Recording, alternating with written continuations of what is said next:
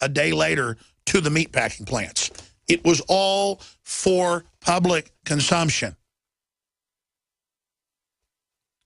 And I can't go to Guatemala or Nicaragua or Nigeria or Taiwan, not a third world country, but I can't go there, and just instantly get free welfare, have a baby for free, everything taken care of. And then these immigrants go and complain at the White House they're not getting enough.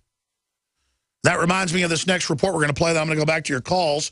This is up on Infowars.com. This is not cherry-picked. San Diegans want pets covered under Obamacare. We're going to go to this clip in a moment. Americans signed a petition to force higher earners to pay for their veterinarian bills. Yeah, people making $80,000 need to pay for your pet. That's right. Let me sign that. That's the mindset, folks. This is so sick, and it's only being done until they get a big client group in place. And then total tyranny. They will vote in total dictatorship. They will vote to take everything you've got, your pension funds, you name it. Black, white, Hispanic, they're all the same on the inside, dumber than a box of rocks, lazy piles of slag. Let's go to this report. It's at Infowars.com. Just a quick signature to support the veterinarian, Affordable Care Veterinarian Act. It's like Obamacare for pets, basically, so you won't have to pay for your pet's care white anymore. Woman, it's white man. In addition to the Obamacare legislation, just print, birth date, and a signature. Just because you own a pet doesn't mean that you should have to bear the burden of all these veterinarian bills. So the Obamacare for pets will help to just kind of take care of that. Yep, and a signature to support the Obamacare for pets. Thank you very much. Just a quick signature there to support the program. Just print, birth date, and a signature. Just because you own a pet doesn't mean that you should have to pay the veterinarian bills. When somebody out there is making like $80,000 a year, they can help you pay for the veterinarian bills and take care of your pets. Thank you very much. You're welcome. I got 2 dogs. You got 2 dogs? Yeah. I mean, look, they need veterinarian care. And if somebody's out there making $80,000 a year, why should you have to pay for your expensive veterinarian bill, right?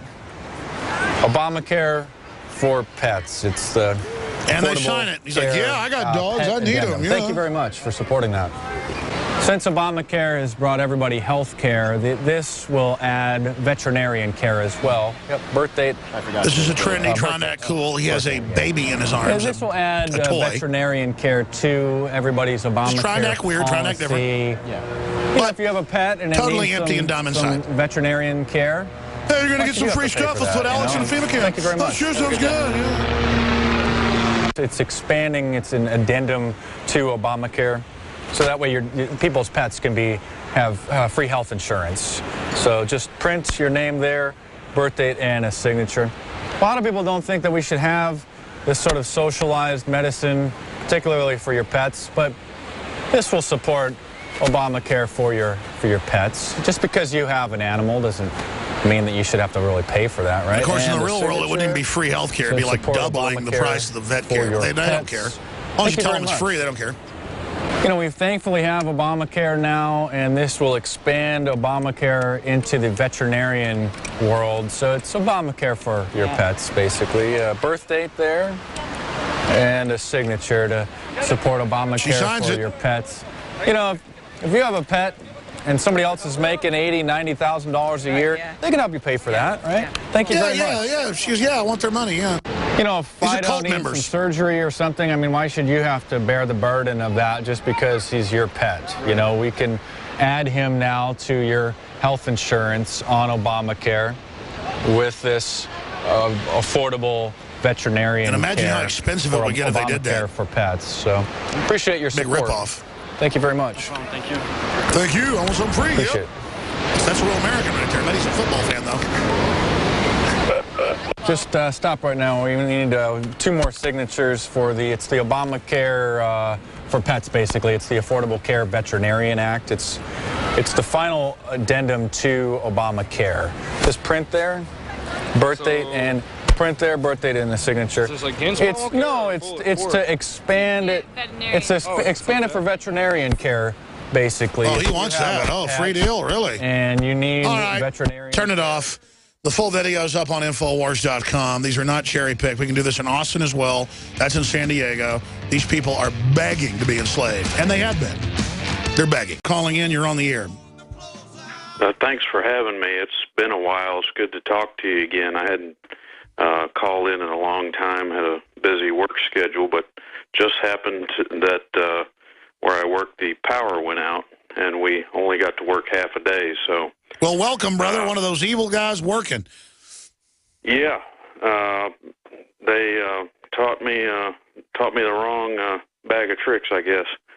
I should have applied for social services or something. Exactly. But, well, I had a question, and this is probably old news. You may have video of it yourself on the Ukraine issue.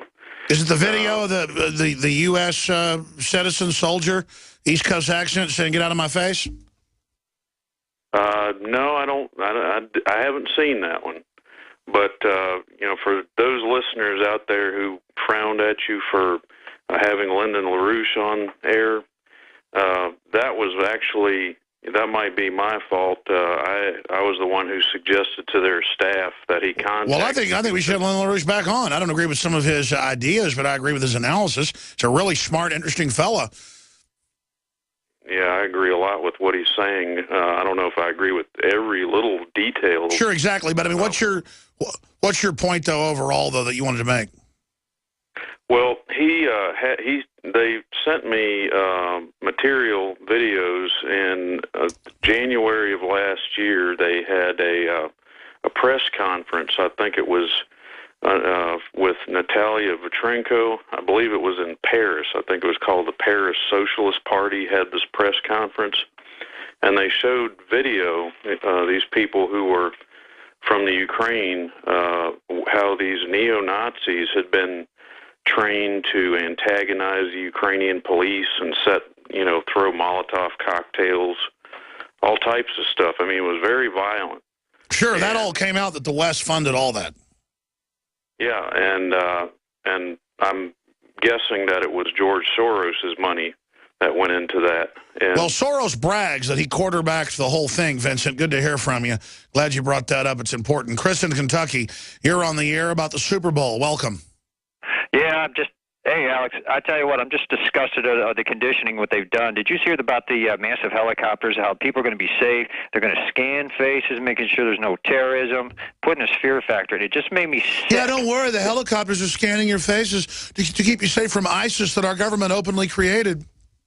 Oh, isn't it amazing? Yeah, and there's just these massive conditioning. I just get so sick of it. I don't even. People ask me, "You going to watch the Super Bowl?" I said, "No, I'm not going to watch that. It's so corrupt as it is." They look at me I mean, really it's police-state conditioning. It's anti-family conditioning. I mean, it's just a total agenda that you'd get in some dystopic nightmare, movie, not in America, and it just shows that you've got a dumbed-down population that's like lambs to the slaughter. Exactly. Oh, did you get a report about the CEO, the head of Wounded Warriors, is an anti-gun? I heard it on this network this morning. I'm going to have to look into that, but if it's true, that's just unbelievable.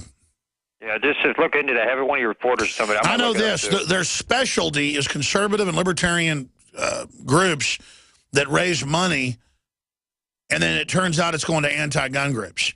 Like, when I first talked about that 20 years ago, people didn't believe me about United Way and Red Cross, but now it's been in the news. About half the money you give ends up going to basically globalist, anti-family, anti-gun, pro-abortion stuff.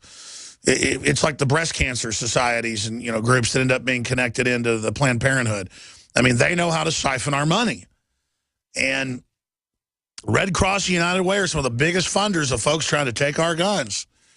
And there's my grandma writing checks to them, and she doesn't know. And I got to go tell her, hey, they're not good people. And I got to show her news articles about it. So I don't know that's true. I'm not saying it isn't. Guys, look into that Wounded Warrior CEO. Just search Wounded Warrior CEO anti-gunner. But you know what? It wouldn't surprise me. I mean, there's just no end to it. They'd love to get vets to give money for other vets and then have it go to take our guns. I mean, that's exactly how they operate. It's like Bill Clinton gets, Haitian children money and then keeps it for gun control. We ought to be pleased he keeps most of it for himself instead of just for gun control. Anything else, Chris? I guess you're gone. All right, Walt, Vincent, Alan, and others, your calls are coming up. But first, a guest, a top expert on energy and what's happening with Russia straight ahead. We're on the march.